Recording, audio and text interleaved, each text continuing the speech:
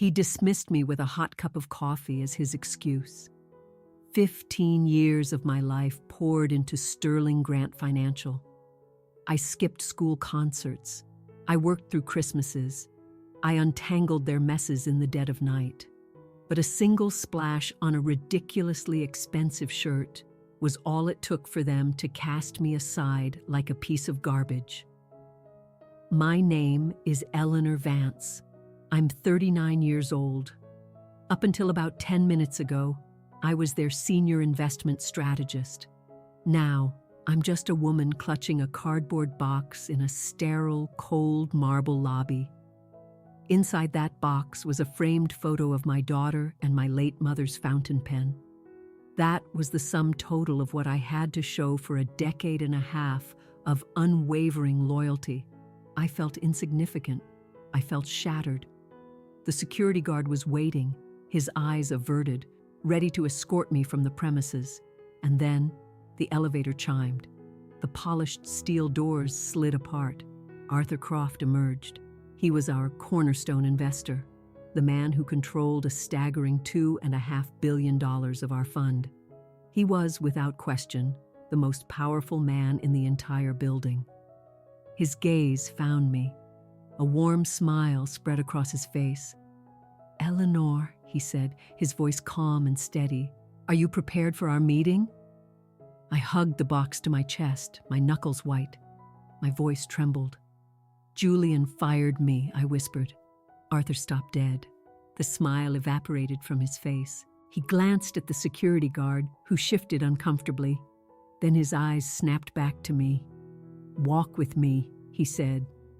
And in that single instant, the entire world shifted on its axis. Before we get into the heart of it, please do me a favor and like this video, subscribe to the channel, and leave a comment below letting me know where in the world you're watching from.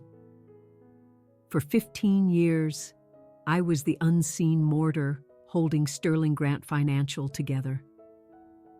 From the street, the office was a monument of glass and steel, a gleaming tower that scraped the sky.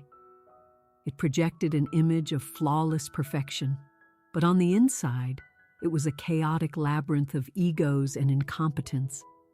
I was the one who navigated that labyrinth, the one who quietly cleaned up every disaster. I started my journey there at 23, fresh out of college. I was bright-eyed and ambitious, desperate to make my mark. The CEO, Mr. Sterling Sr., brought me on as a junior analyst.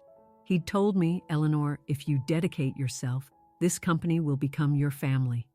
I took him at his word. I was naive, perhaps, but I genuinely believed him. For the first decade, my work ethic was relentless. I was in the office by 6 a.m. and rarely left before 9 p.m. When the market took a nosedive, I was the one who spent sleepless nights identifying the safe havens that protected our clients' fortunes. While other analysts were succumbing to panic, I remained a pillar of calm. I generated millions upon millions in profits for the firm. Mr. Sterling appreciated me. He certainly trusted my judgment, but he never truly respected me. To him, I was a functional object, a dependable machine that never ran out of fuel. Then, his son joined the firm, Julian Sterling Jr. Julian was 30, but he carried himself with the petulant entitlement of a teenager. He roared up to the office in a garish sports car and wore suits that cost more than my entire wardrobe. He had a degree from a prestigious university, but he couldn't decipher a basic balance sheet to save his life. He was appointed as a director, making him my superior, at least on paper. From the moment he arrived, Julian despised me. It was a palpable, visceral hatred. He hated me because my experience dwarfed his textbook knowledge. He hated me because the firm's most important clients had my personal number on speed dial, not his. Most of all, he hated me because whenever he'd grandstand with a new idea in a meeting, his own father would turn to me and ask, "Eleanor, what are your thoughts?" I made an effort to be diplomatic. I tried to guide him. "Julian," I would say gently, If we funnel capital into that particular tech venture, we're exposing the portfolio to significant risk. Let's re-examine the projections together. He would just glare at me, his eyes cold and dismissive. I don't need a tutorial, Eleanor. I know exactly what I'm doing. But he didn't. He hadn't a clue. 3 years ago, Julian championed a major deal with a Florida-based real estate developer. He called it a once-in-a-generation opportunity. He promised the board we'd see a 300% return within 6 months. He was charismatic, I'll give him that.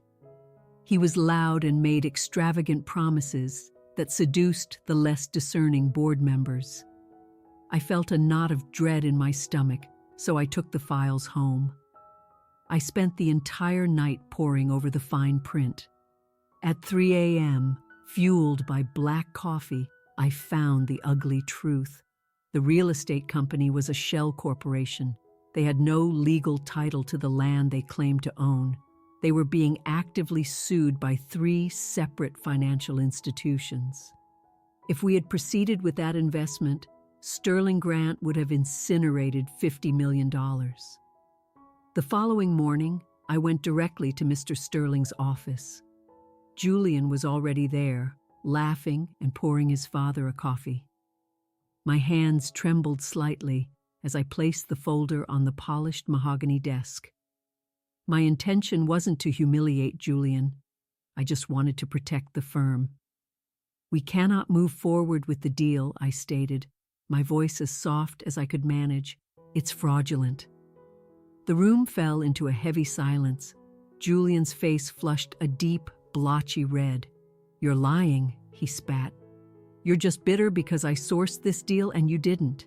Mr. Sterling Sr. picked up the papers. He methodically read through my report. He saw the lawsuit filings. He saw the documentation proving the counterfeit land deeds. He quietly closed the folder. "Eleanor is correct," Mr. Sterling said, his gaze fixed on the folder, refusing to look at his son. "Terminate the deal." Julian's eyes locked onto mine, and the look in them was pure poison. That was the moment I understood. He would never, ever forgive me. I had preserved his inheritance, but in doing so, I had deeply wounded his fragile ego. And for a man like Julian, his ego was the only asset he truly valued. After that day, his retribution began. It wasn't an overt declaration of war. It was a slow, methodical campaign of 1,000 tiny cuts, each designed to bleed me dry. He removed me from the distribution list for the Monday morning strategy meeting. I'd arrive at work to see the entire senior team in the main conference room. If I tried to enter, Julian would block the doorway with a disingenuous smile. "Oh, Eleanor," he'd say, his voice dripping with false sympathy. "This is a leadership-only briefing. You can hold down the fort at your desk." He had my office relocated. I'd had a corner office with a panoramic view of the city. I came in one Monday to find all my belongings packed into a small, windowless room adjacent to the noisy copy machine. The air was thick with the smell of toner. It was essentially a storage closet. "We needed your old space for archiving," Julian told me, his eyes glued to his phone.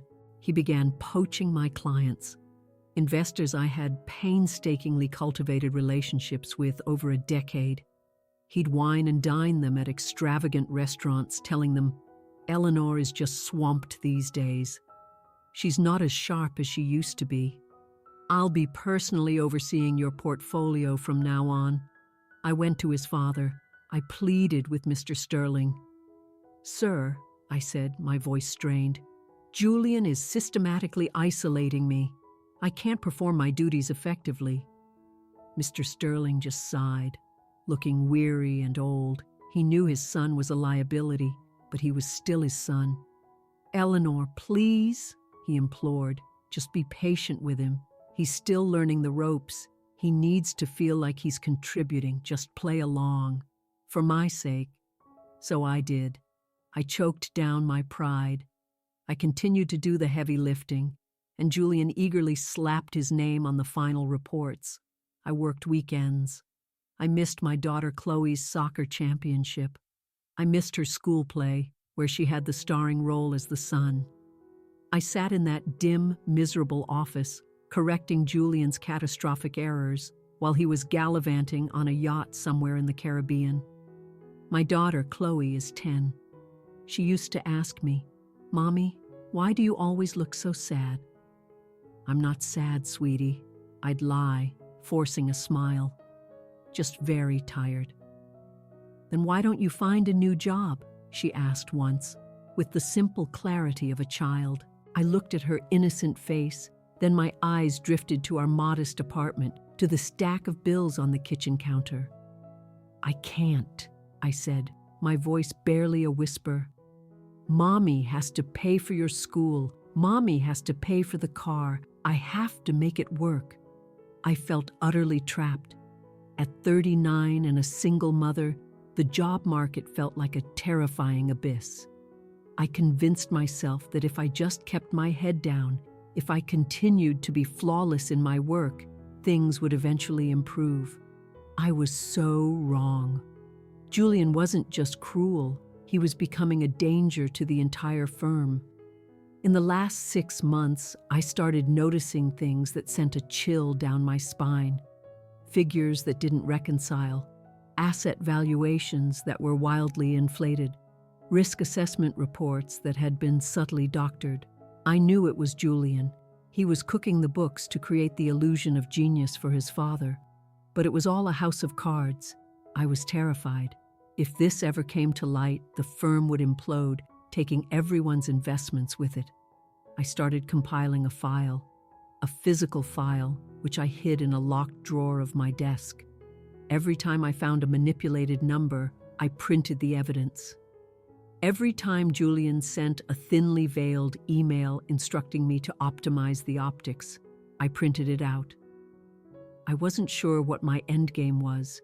I just knew I needed an insurance policy. I moved through the office with a permanent knot of anxiety in my stomach. I felt like I was walking on a frozen lake, hearing the ice crack beneath my feet. I knew Julian was watching me. He knew that I knew. He was a predator, lurking in the shadows, just waiting for me to make a single misstep. He didn't care about my 15 years of devotion. He didn't care that I had a child to support. He didn't care that I was the sole reason the lights were still on. He just wanted me gone. He wanted to silence the one person who could bear witness to his fraud. I tried to be perfect. I triple-checked every report. I arrived 10 minutes early for everything. I dressed impeccably. I spoke only when directly addressed. But no one can be perfect forever. We are all human. We all make mistakes, and my mistake materialized on a Tuesday morning in the form of a large black coffee. It was a Tuesday, gray and drizzly, the kind of day that saps the energy from the entire city. I was running behind schedule. My alarm had failed to go off. Chloe had a meltdown over a missing textbook. The car took 3 attempts to start. By the time I reached the office tower, my heart was pounding with stress. I had a critical 9 a.m. meeting with the analytics team, and I was desperate for caffeine. I made a quick stop at the lobby cafe for a large black coffee. It was scalding hot, the cardboard cup feeling flimsy in my hand, but I didn't care. I needed the jolt. As I rode the elevator to the 40th floor, my phone vibrated. It was an email from Julian. The subject line read, "Where are you?" The body was a single curt sentence. "The meeting began 5 minutes ago. Unacceptable." I glanced at my watch. It was 8:58 a.m. He was lying. The meeting hadn't started. He was just trying to rattle me, and it was working. I exited the elevator into the hushed quiet of the executive floor. The plush carpet muffled my hurried footsteps. I was walking quickly, trying to type a response on my phone. "On my way." "Just stepping onto the floor now," I wrote. I rounded the corner near the executive suites. a notorious blind spot. I was moving too fast. In an instant, a figure emerged from a doorway. We collided. The moment seemed to stretch into slow motion. I felt my shoulder slam into a solid chest. My hand jolted. The plastic lid on my coffee cup popped off. The dark, steaming liquid arced through the air. It drenched a crisp white dress shirt. It saturated a gray silk tie. It spattered across a pair of polished, expensive brogues. I gasped, frozen in shock. I looked up. It was Julian. Of course it was Julian. For a single charged second, there was absolute silence. The coffee dripped from his shirt onto the pristine marble floor. Drip, drip. The liquid was hot. I saw him flinch. But then I saw his eyes. He wasn't in pain. He wasn't just angry. He was smiling. It was a small, predatory smile. It was the expression of a man who had just been handed a priceless gift. He had been waiting for a pretext, an error loud and public enough to camouflage his true motive, and I had just served it to him on a silver platter. "You incompetent fool," he bellowed, his voice cracking like a whip in the silent office. I am so sorry," I stammered, fumbling in my bag for a napkin. "Julian, I didn't see you. Let me help you clean up. Don't you dare touch me," he roared, slapping my hand away. He took a dramatic step back, making a grand spectacle of assessing the damage. "This is a $500 shirt," he yelled. "Do you have any concept of how clumsy and reckless you are?" He wasn't shouting at me. He was performing for the entire floor. He wanted an audience. Heads began to pop up over the tops of cubicles. Junior analysts stood up from their desks. The receptionist's typing ceased. Every eye was on us. "It was an accident," I said, my voice trembling, my face burning with humiliation. "I'll pay for the dry cleaning. I'll buy you a new shirt. I'm truly sorry. Sorry doesn't cut it." Julian boomed, his face turning a theatrical shade of crimson. "You're a constant mess, Eleanor. You're late. You're disorganized. You're a complete unprofessional." None of it was true. I was never late. I was the most organized person in the entire firm, but the truth was irrelevant. Only the performance mattered. "Julian, please," I whispered, desperate. "Can we discuss this in your office?" "No," he said, his voice loud and clear. "We're discussing it right here." He jabbed a finger toward my face. "I am tired of your incompetence. I am tired of having to clean up your messes." The irony was so staggering it was almost comical. He was tired of cleaning up after me? "You are a liability," he declared. "You are a danger to this firm." He took a deep, dramatic breath, scanning the room to ensure he had everyone's attention. "You're fired." The words hung in the air, heavy and suffocating. I felt as if I'd been physically struck. I couldn't draw a breath. "What?" I managed to whisper. "You heard me," he sneered. "You're finished. Pack your things and get out. Now." "You can't fire me," I said, trying to summon some semblance of dignity. "I report to your father. I've been here for 15 years. My father has put me in charge of all internal operations," Julian retorted, a triumphant glint in his eye. "I can fire anyone I choose, and I choose you." "Security," he yelled, as if I were a common criminal. 2 guards hurried over from the elevator bank, their faces a mixture of confusion and dismay. They knew me. I always greeted them by name. I brought them coffee sometimes. "Escort her out," Julian commanded. "She is now trespassing on company property." "Mr. Sterling," one of the guards, George, began softly. "It's Ms. Vance." "I don't care who she is," Julian screamed. "Confiscate her badge. Watch her pack her desk and get her out of my sight." I looked at Julian one last time. I wanted to scream, to expose him right then and there, to tell everyone about the doctored numbers and the phantom assets. But I was in a state of profound shock. My body felt numb. The fight had gone out of me, crushed under the weight of the humiliation. "Fine," I said, my voice flat and lifeless. "I'm leaving." The walk to my desk felt like a mile-long journey of shame.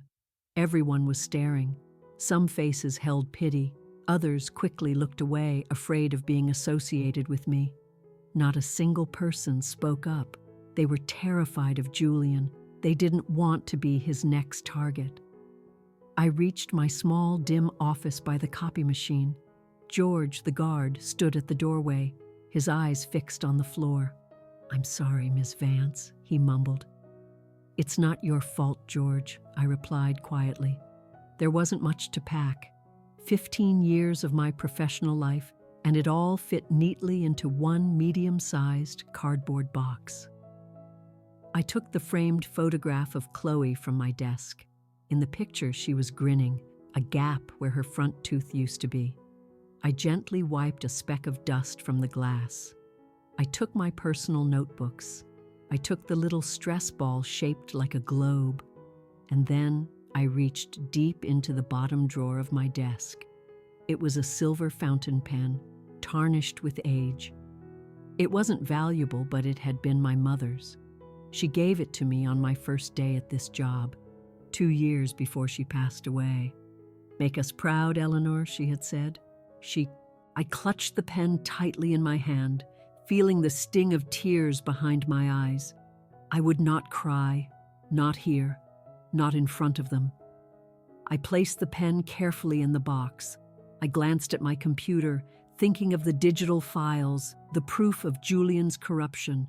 I couldn't take the hardware, but I had my notebooks, and more importantly, I had my memory.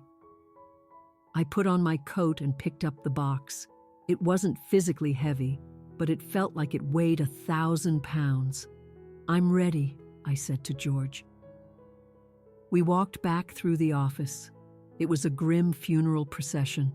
Julian had already vanished, no doubt retreating to his office to savor his victory. He thought he'd won, that he'd successfully excised the cancer. I passed the rows of desks, saw the young analysts I had mentored. They refused to meet my gaze, typing furiously, pretending I was invisible. I pressed the button for the elevator and stood there, hugging my box of shame. I felt exposed, stripped of my identity. Who was I if not the strategist at Sterling Grant? I was just an unemployed single mother with a freshly tarnished reputation.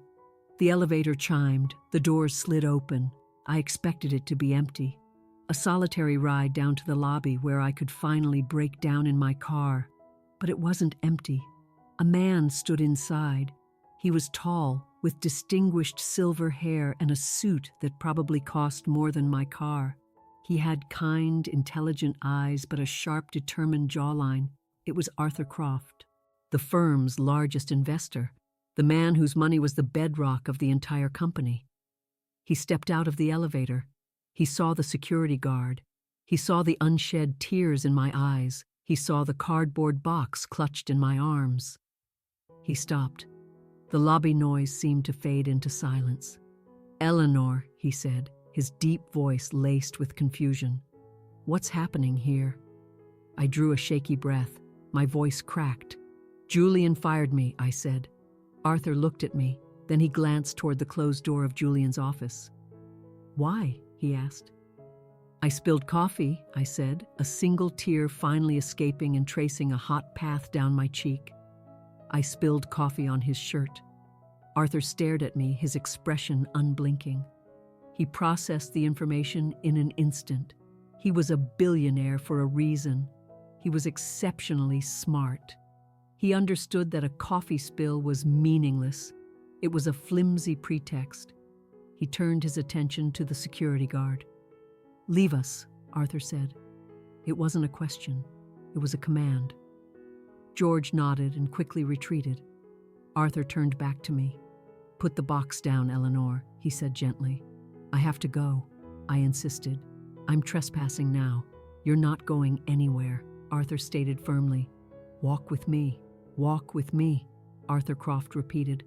I was frozen, the coldness of the marble floor seeping through the soles of my shoes. My mind was caught in a horrifying loop. Fired, fired, fired.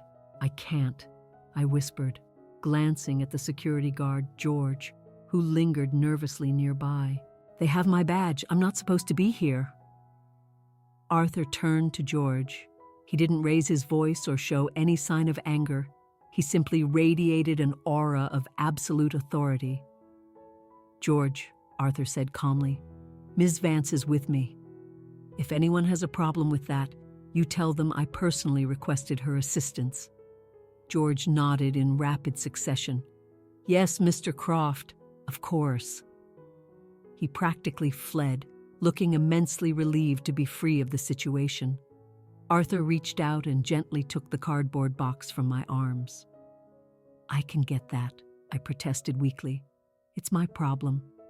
It's not a problem, Arthur countered. It's just a box of things. Come on. He gestured toward the elevator, and the doors opened as if on cue. We stepped inside, the two of us alone. The descent to the lobby was silent and surreal. I watched the floor numbers descend, 40, 39, 38. My heart hammered against my ribs so hard I felt dizzy. Breathe, Eleanor, Arthur said softly. I managed a shaky inhalation. I don't understand, I said. Why are you doing this? You have a meeting with the board, with Julian. Arthur looked at me, his gray eyes sharp as flint. I didn't come here to see Julian, he said. I came here to see you. I blinked, bewildered. Me? We'll discuss it, he said, but not in this building. The elevator doors opened onto the bustling ground floor lobby.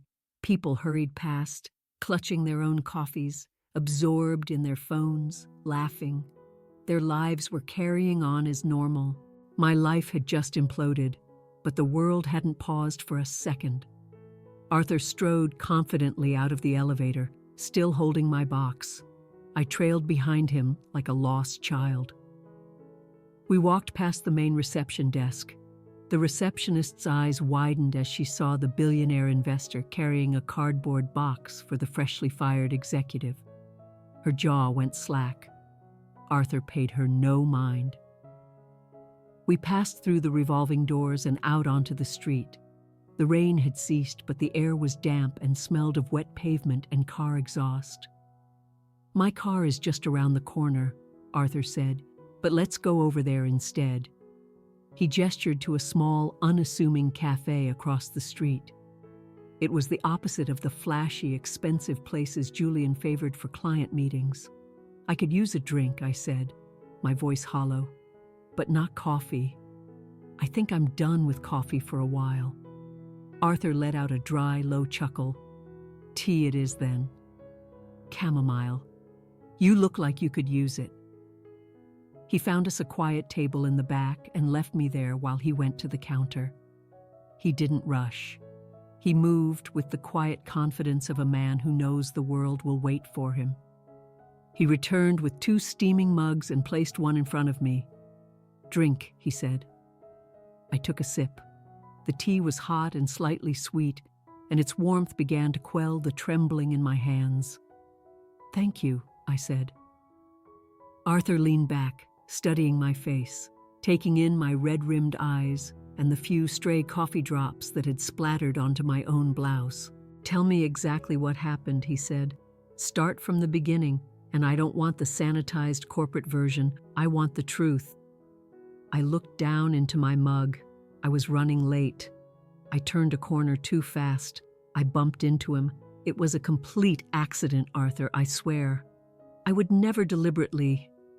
I know it was an accident, Arthur said, waving a dismissive hand. I don't give a damn about the shirt. I want to know why he fired you over it. He despises me, I said, the simple truth of it hanging in the air. Why? Because I'm the one who actually does the work, I said, and he's the one who takes the credit. And today I embarrassed him. I made him look flawed in front of the staff. That's the one sin Julian Sterling Jr. cannot abide, Arthur nodded slowly. His ego. Yes, I confirmed. His ego is bigger than the building we just left. And his father? Arthur asked. Where is the CEO in all of this? Mr. Sterling is exhausted, I said, feeling a surprising pang of pity for the old man. He just wants a quiet life. He lets Julian do whatever he wants because he no longer has the strength to oppose him. Arthur took a thoughtful sip of his tea. He was quiet for a long moment, his eyes distant. Eleanor, he said finally, how long have we known each other? 6 years, I answered, since you made your initial investment in the fund. And in those 6 years, he continued, who has personally managed my portfolio? I have, I said. And who sends me the detailed weekly performance updates? I do. And when the market plunged last year, he said, leaning forward intently, who called me at midnight and advised me to shift my assets into bonds to avoid a catastrophic loss? I did, I whispered. Exactly, Arthur said, his voice firm. You. He put his mug down with a decisive click. I didn't entrust $2.5 billion to Julian Sterling, Arthur said, his voice turning hard as steel. I wouldn't trust that boy to water my plants. I invested in Sterling Grant because of the strategy. Your strategy, a lump formed in my throat. I had no idea he saw me that way. I always assumed I was just a functionary, invisible. He told me I was disposable, I said, the words catching in my throat. He called me a liability. He is a fool, Arthur stated flatly. But today he's done me a great service. A service? I asked, confused. How? He set you free, Arthur said, his eyes locking with mine. And now we can finally talk about what's really going on. The small cafe was a pocket of calm. The waitress quietly cleared a nearby table, the clinking of plates, a soft counterpoint to the thrumming in my chest. Arthur reached into the inner pocket of his suit jacket and produced a folded sheet of paper. He smoothed it out on the table between us. It was a spreadsheet. I recognized the format instantly, one of the weekly performance summaries Julian sent to key investors. Look at this, Arthur said, pointing to a column of figures. This is the valuation for the Green Tech merger. Julian sent this to me last Friday. I looked. The number was listed at $400 million. My stomach plunged. That's wrong, I said without hesitation. The Green Tech valuation is $250 million at most. I personally conducted the due diligence last month. I know, Arthur said grimly. I had my own team run the numbers. Julian inflated the value by 60%. He pointed to another line item. And this? The cash reserves. My blood ran cold. We're low on cash, I said, severely. We overspent on the recent office expansion. The firm is barely liquid. But this report claims you're sitting on $50 million in cash, Arthur said, his voice dangerously quiet. That's a lie, I said, the word tasting like poison. That money simply isn't there. Arthur leaned back, his face a mask of cold fury. He didn't look surprised, just grimly vindicated. I've suspected as much for months, he said. Things haven't felt right. Meetings have been abruptly canceled. My direct questions have been artfully dodged. Every time I requested access to the raw data, Julian had a convenient excuse. He looked at me, a new understanding dawning in his eyes. He was hiding it from me, Arthur said, and he was using you as his shield. As long as you were still there, as long as your name was attached to the strategies, I felt secure. I told myself, Eleanor's there. Eleanor would never let things go off the rails. I covered my face with my hands, a wave of shame washing over me. I didn't know he was sending you falsified reports, I choked out. I saw indicators, emails that made no sense. But he locked me out of the investor distribution lists 3 months ago. I know, Arthur said. I noticed. He leaned in closer, his voice dropping to a conspiratorial whisper. Eleanor, I need you to be completely honest with me. This is entirely off the record. No lawyers, no NDAs, just you and me. He looked deep into my eyes. How far does the rot go? I looked at him, my mind racing. I thought about the non-disclosure agreement I had signed. I thought about the lawsuit Julian would undoubtedly file against me if I spoke. I thought about the severance pay I was now certainly not going to receive. Then I thought about the cardboard box, the picture of Chloe, the 15 years of missed moments and swallowed pride. I thought about Julian screaming at me in the middle of the office. "You're done. Get out." Loyalty is a two-way street. They had just torched the bridge. I owed them nothing, not anymore. I took a deep breath and sat up straight. "It's everywhere," I said, my voice suddenly strong.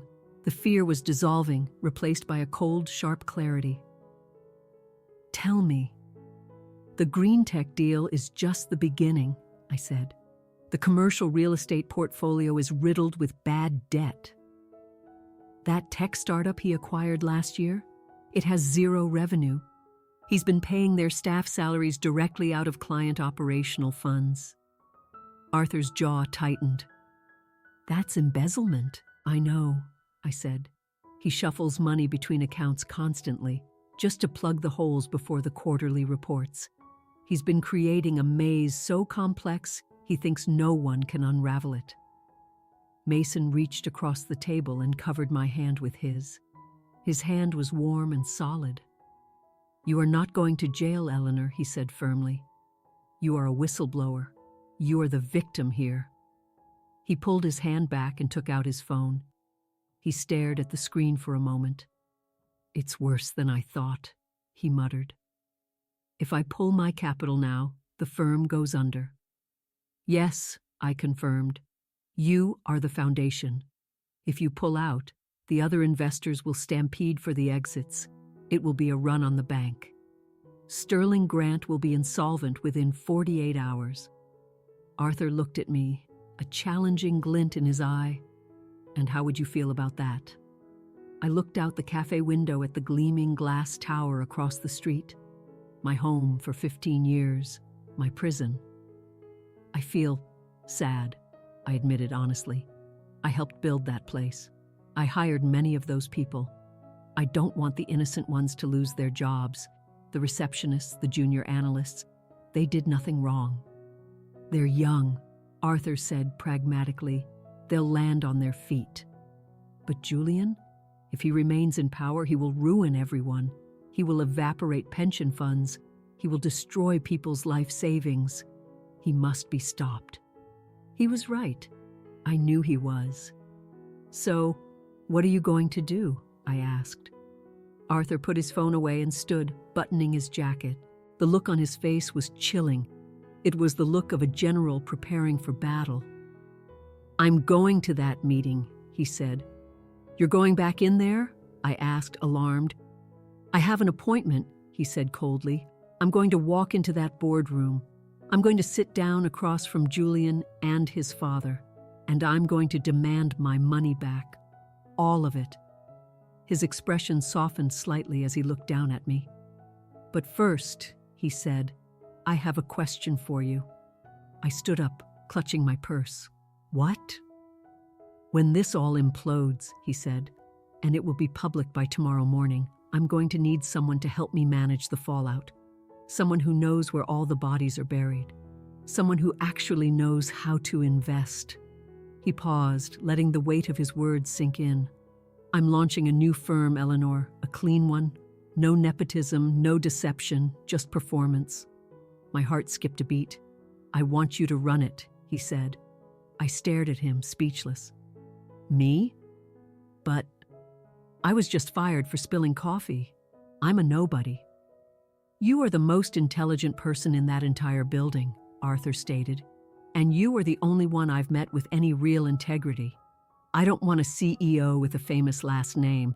I want a CEO who isn't afraid to tell me the truth." He reached into his pocket and pulled out a sleek business card. He wrote a number on the back with a pen. "Go home," he said, "hug your daughter, open a bottle of wine, and turn off your phone. Or better yet, Get a new number, because Julian is going to be desperately trying to reach you when the panic sets in. Do not answer." He handed me the card. "Call me tomorrow morning, 8 a.m. sharp. We have a lot of work to do." I took the card, my fingers trembling again. But this time, it wasn't from fear. It was from the seismic shock of hope. "Thank you, Arthur," I whispered. "Don't thank me yet," he said with a grim smile. "Just watch the financial news tonight. It's going to be quite a show." He turned and walked out of the cafe without a backward glance, striding purposefully toward the glass tower across the street like an avenging storm. I stood there for a moment, watching him go. Then I picked up my cardboard box. It felt strangely lighter. I walked out of the cafe and hailed a taxi. "Where to?" the driver asked. I gave him my address, leaned back against the seat, and closed my eyes. For the first time in 15 years, I didn't have to worry about the market opening in Asia. I didn't have to worry about Julian's volatile moods. I was jobless, but for the first time in a very long time, I was free. The taxi ride home was a blur. The city passed by my window, the coffee shops, the people walking dogs, the buses. It all looked the same, but my entire world had fundamentally changed. When I arrived at my apartment building, I paid the driver and carried my box upstairs. I found my mother in the living room watching a game show. Some days her mind was clear. Other days she thought I was her sister. Today, her gaze was vacant, fixed on the television. "Mom," I said softly. She blinked and turned her head slowly.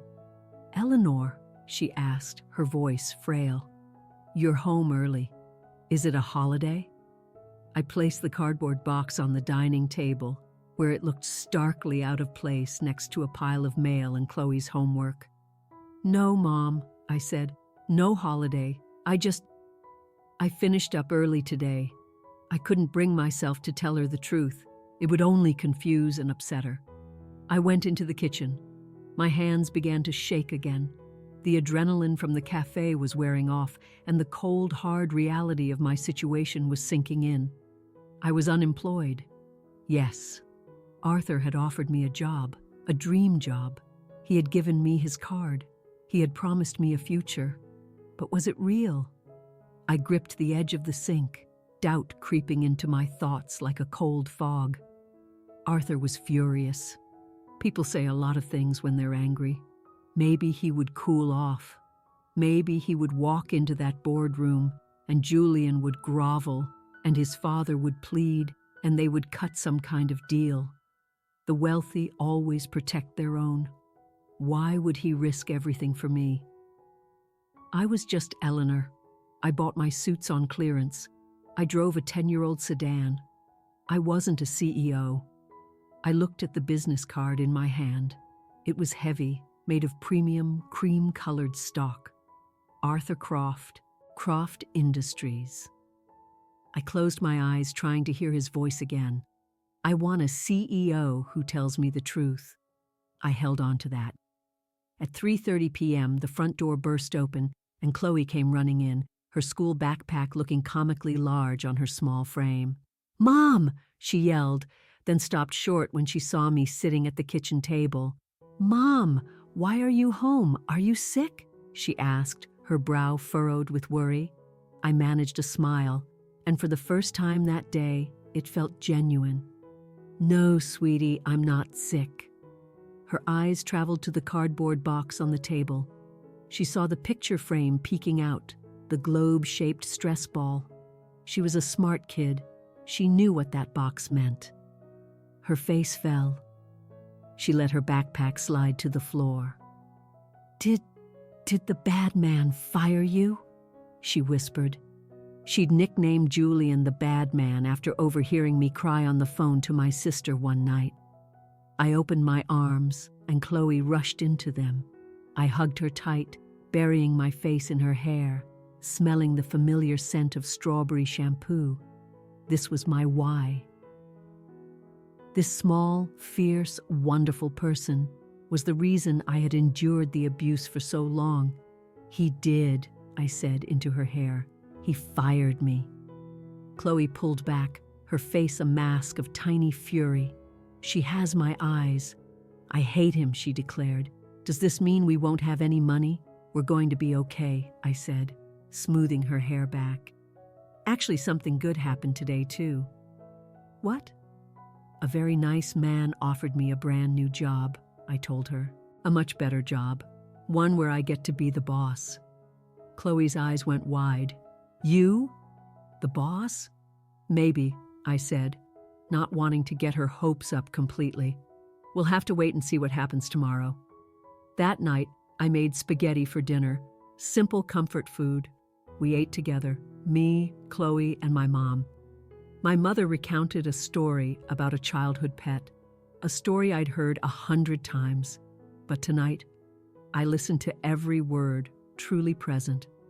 Normally, during dinner, I'd be furtively checking my phone under the table, my mind on the Asian markets. Tonight, my phone was off, tucked away in my bedroom.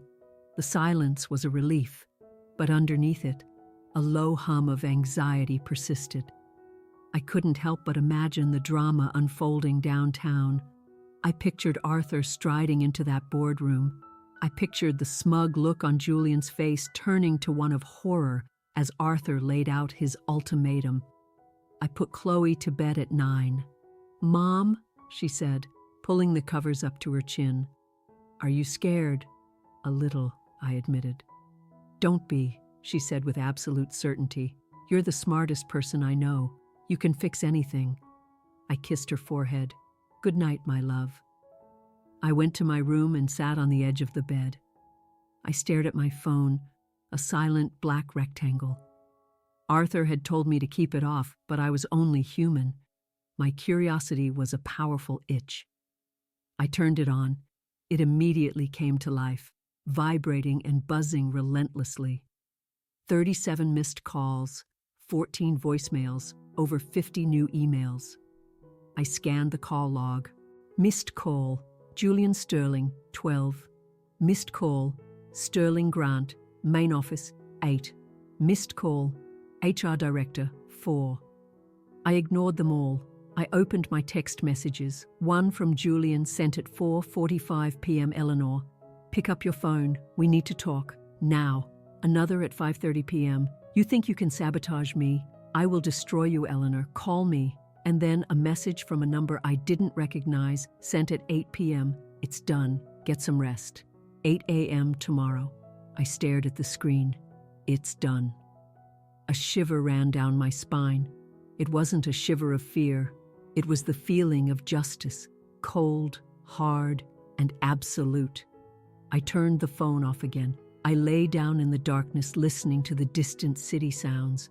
For 15 years, I had been the victim, the doormat. I had let them walk all over me because I was terrified of falling, but I had already fallen. And it turned out someone was there to catch me. Tomorrow, the world would learn the truth. I woke up at 6:30 a.m. without an alarm, my body buzzing with nervous energy. It was Wednesday.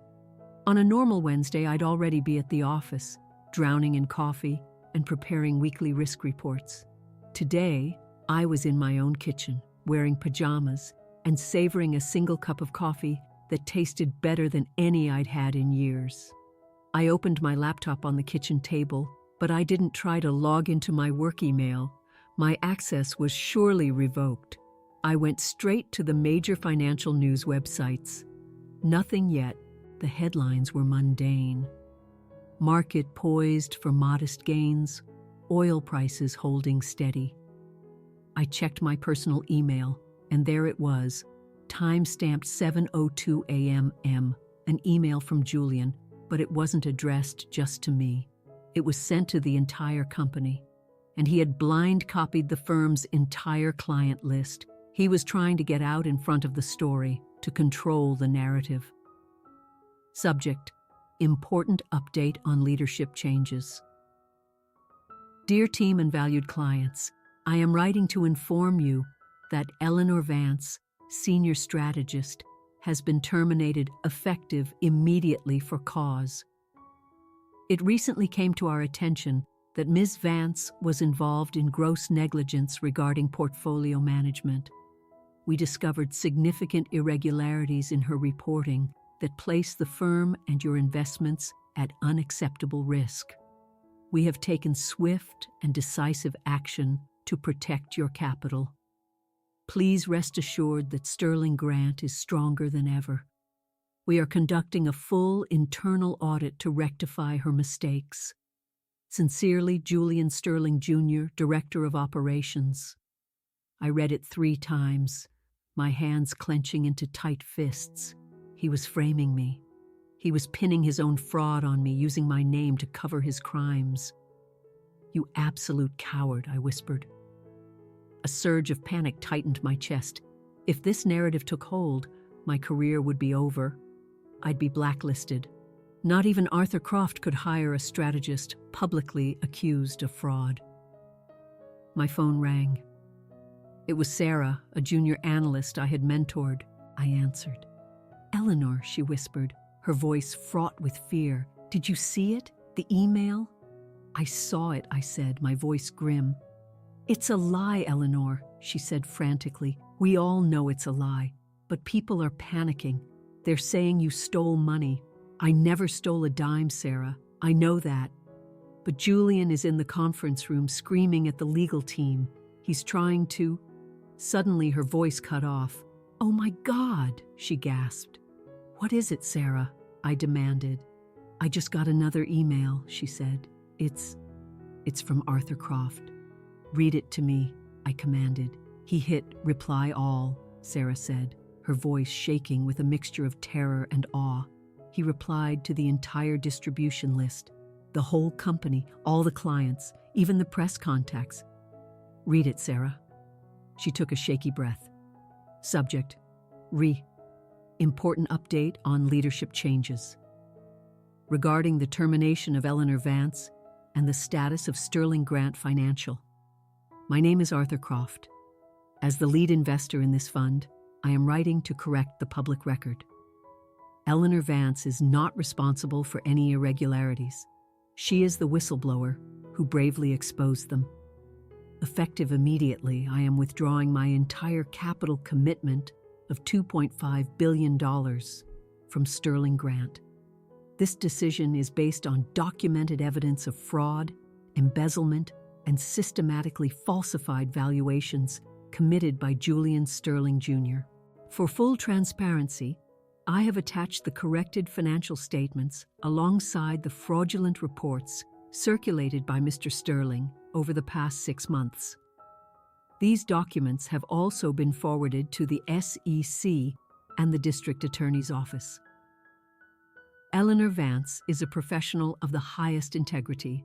Sterling Grant, under its current leadership, is a sinking ship. I would advise you all to find your lifeboats. Sincerely, Arthur Croft. There was dead silence on the other end of the line. "Sarah?" I asked. "Holy." She trailed off. "Eleanor." He attached everything. The files, the real numbers, the ones you found. I let out a breath I didn't realize I had been holding.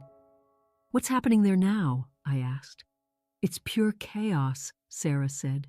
"Every phone line is lit up. Traders are yelling. The news. Eleanor, turn on your TV, now." I scrambled into the living room and flipped on the financial news channel. A flashing red banner crawled across the bottom of the screen. Breaking news: Sterling Grant implodes. Anchor investor pulls $2.5 billion alleging widespread fraud. CC probe launched. The news anchor was speaking rapidly. Shockwaves rocking Wall Street this morning as billionaire industrialist Arthur Croft has publicly accused Sterling Grant Financial of massive fraud. It was real. It was all happening. "I have to go," Sarah said breathlessly. "They're locking down the server room. Good luck, Eleanor." She hung up. I sank onto the sofa. The apartment was silent, but on the screen, my old world was engulfed in flames. I watched for 2 hours as the disaster unfolded. By 9 a.m., the stock of Sterling Grant's parent company had plummeted by 40%. By 10 a.m., rumors were flying about an emergency board meeting. Then, at 11 a.m., the news cameras stationed outside the office building caught the moment. The revolving doors spun. Security guards emerged first, creating a barrier against a swarm of reporters. Then Julian appeared. His jacket was gone. His tie was askew. His face, stripped of all its usual arrogance, was ashen. He looked like a scared, cornered animal. He was clutching a box, a cardboard box, the same kind I had carried just yesterday.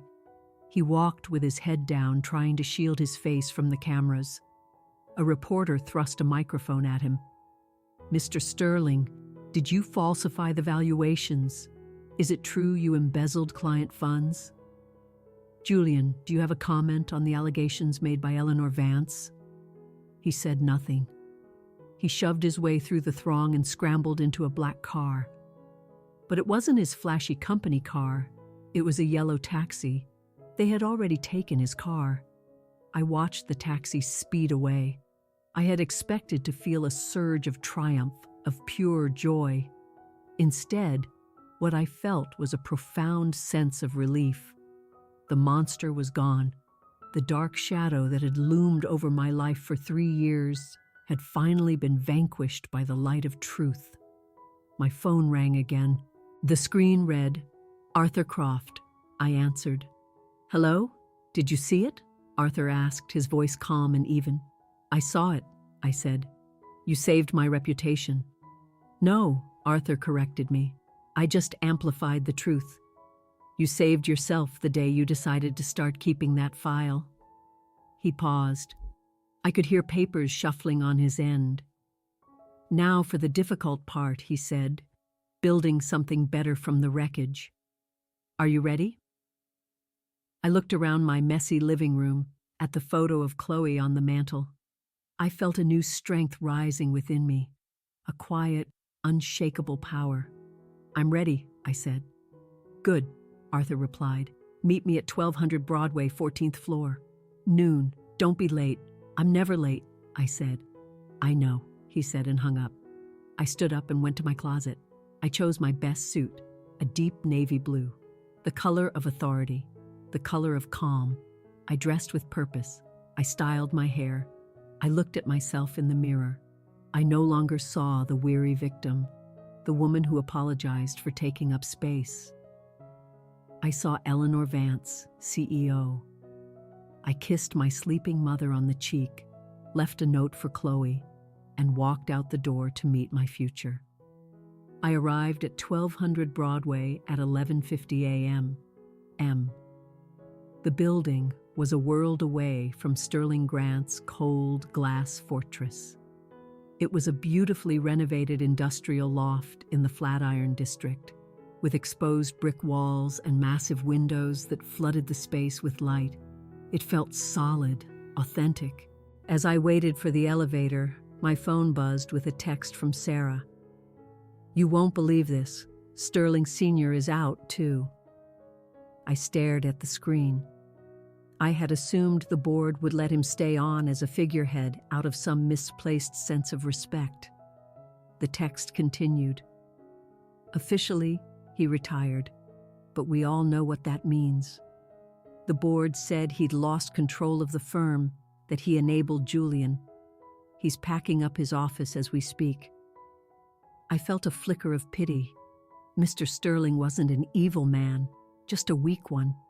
He loved his son more than he loved his integrity, and that love had just cost him his entire legacy. The elevator opened onto the 14th floor, and my breath caught. The space was vast and open plan. No cubicles, no closed-door offices, just a wide, sun-drenched room. Arthur was standing by a long, reclaimed wood table, studying a set of blueprints. He looked up as I approached. "Right on time," he said with a smile. "I heard about Mr. Sterling," I said. Arthur nodded grimly. "It was necessary. You can't just trim the weeds, you have to pull out the root. The financial blogs are already giving Julian a nickname, I mentioned, recalling a headline I saw in the taxi. Arthur raised an eyebrow. Oh? The espresso embezzler, I said. Arthur let out a genuine, hearty laugh. Fitting. He thought a cup of coffee was the worst thing that could happen to him that day. He didn't realize it was just the match that was about to light his whole world on fire. Will the firm survive? I asked. Sterling Grant? Arthur shook his head. No. The brand is radioactive. Clients are stampeding for the exits. The real talent, the good, honest analysts, are already looking for lifeboats. He looked at me, a meaningful glint in his eye. Which brings me to us. He walked me over to a large desk by the window. It was the premier spot in the entire office, with a breathtaking view of the Empire State Building. I bought this floor yesterday, Arthur said. I'm launching Croft Vance Partners. I froze. Vance? I asked, my voice barely a whisper. My name?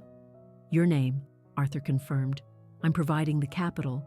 You're providing the strategy and the integrity. We're partners, Eleanor. 50-50. You run the day-to-day operations. I'll handle the board. I walked toward the desk, running my hand over the smooth, cool surface of the wood. Why? I asked again, needing to understand. You could hire anyone. You could get a Wall Street rock star. I don't trust rock stars, Arthur said simply. Rock stars have massive egos. Rock stars hide losses because they can't stand to look bad. You, he said, meeting my gaze, are not afraid of the truth. You stood in that cafe and told me I was about to lose money. You gave me the unvarnished, ugly truth instead of a pretty lie. That is what I value. That is what this market desperately needs. He handed me a leather-bound folder. This is your employment contract. Have a lawyer review it if you wish, but I think you'll find the terms more than fair. I opened the folder. I saw the salary figure. It was triple what I had been making. I saw the title, Managing Partner Co-Founder. Arthur, I said, my voice thick with emotion. I don't know what to say. Say yes, he said, and then tell me who we should hire. I need a team, and I need them yesterday. I smiled, a real wide smile. I thought of Sarah. I thought of the other talented analysts who had been stifled and silenced by Julian. I have a list, I said. I have a list of very good, very honest people. Good, Arthur said. Start calling them. Tell them they have a job, starting Monday. But make sure they understand the rules here. Rule 1, no lies. Rule 2, no hiding from the truth. And Rule 3? He grinned. If you spill coffee, we just buy more paper towels. That evening, I walked home. I didn't take a taxi. I wanted to feel the pavement under my feet, to breathe the city air as a new person. I stopped at a corner flower stand and bought a huge, brilliant bouquet of sunflowers, Chloe's favorite. When I got to the apartment, Chloe was at the table doing her homework, and my mother was dozing in her armchair. Chloe looked up. She saw the flowers. Then she saw my face. Mom, she said, you look different. I am different, I said. I put the sunflowers in a vase and sat down beside her. Remember that new job I told you about? I asked. Yeah, she said cautiously. With a nice man? Well, I said, I got the job. And it's not just any job. I'm a partner, Chloe. My name is going to be on the front door. Chloe's mouth fell open. Like, on the building? Vance? On the glass doors, yes. I laughed. She leaped up and threw her arms around my neck. That is so cool. Can I come see it? You can come anytime you want, I said, hugging her back. It's our place now. My mother stirred in her chair, her eyes fluttering open. What's all this commotion? She grumbled. I went over and knelt beside her chair, bringing myself to her eye level. Mom, I said gently, I have some wonderful news. We're going to be okay. I got a very big promotion." She looked at me, her eyes cloudy with confusion. But then, for a brief, beautiful moment, a spark of clarity ignited within them. She reached out and cupped my cheek. "You look just like your father," she whispered. "He was a leader too." A tear escaped and rolled down my cheek. My father had been a good, hard-working, honest man. "I hope so, Mom," I said. "I hope so." "You sound lighter," she said, her eyes drifting closed again. "Your voice, it's not so heavy anymore." She was right. The weight was gone. The weight of constantly walking on eggshells. The weight of fearing Julian's temper. The weight of hiding who I was. It was all gone. The next few weeks were a whirlwind. The news cycle, as it always does, moved on. Julian was facing federal charges. His reputation was in ashes. But I stopped caring. I stopped checking the news for his name. I was too busy building. I hired Sarah. I hired George, the security guard from the old building, to be our head of office services. We built a firm on the very principle Julian despised: absolute transparency. We told our clients exactly where their money was, the good and the bad, and they flocked to us. Money poured in, not because we were flashy, but because we were trustworthy. One afternoon, about 6 months later, I was sitting in my office. The sun was setting, casting long golden rays across the city. Arthur knocked on my open doorframe. "Heading out?" he asked. "In a minute," I said, "just signing off on the quarterly report." "Looks good," he said, glancing at the cover sheet. "The numbers are solid. The numbers are real." I corrected him with a smile. "That's all that matters," he said. He turned to go, then paused. "You know, Eleanor," he said, "I don't think I ever properly thanked you." "For what?" "For spilling that coffee," he said. I laughed, a full, happy sound that filled the room. "Best mistake I ever made," I replied. He nodded and walked away.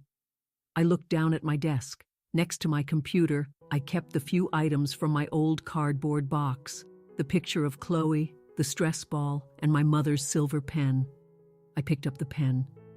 It felt cool and solid in my hand. I used it to sign the cover page of the report. Eleanor Vance, managing partner. I capped the pen, put on my coat, and turned off the lights. I walked out of the office, past the gleaming glass doors with my name etched upon them. I was going home to my daughter, and tomorrow I would come back here and lead. Not as a victim, not as a ghost, but as the woman I was always meant to be. If you are listening to this and you feel invisible in your own life, I want you to hear me. I know what it's like to do all the work and receive none of the credit. I know the feeling of being terrified of a boss who uses their power to make you feel small. I know what it's like to hold a cardboard box and feel like your world has ended. But please, remember this: the truth has a powerful way of finding the light. Sometimes it takes years, sometimes it takes one terrifying moment of honesty, and sometimes all it takes is a spilled cup of coffee to start a chain reaction. Do not let anyone convince you that you are disposable. You are not a liability. You are the asset. If you have ever been underestimated, or if you are in a fight to make your voice heard right now, please hit that subscribe button and join our community. And I'd love it if you would leave a comment below. Tell me where you're listening from, and tell me one thing you are proud of accomplishing, even if nobody else seemed to notice. I want to read your stories, because here, your stories matter. I'll see you next time.